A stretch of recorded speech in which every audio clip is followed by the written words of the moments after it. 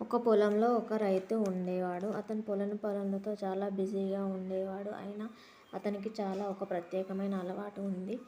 అది చిలుకలను, పిచ్చుకలను పెంచడం. ఆ రైతు ఇంటి దగ్గర బిజీగా ఉన్న చిలుకలు ఎప్పుడూ ఇంటి ముందు మోగుతూనే ఉండేవి. ప్రతి ఉదయం తన చేతులతో తను తీయగా విత్తనాలు వేసేవాడు. చిలుకలు వచ్చి ఎంతో సంతోషంగా తింటాయి. కొన్నిసార్లు అతని భుజంపై కూడా కూర్చుంటాయి.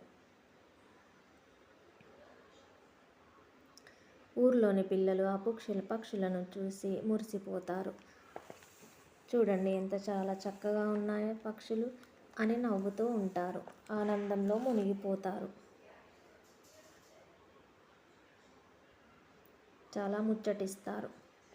వాళ్ళ మధ్య అద్భుతమైన బంధం ఏర్పడింది.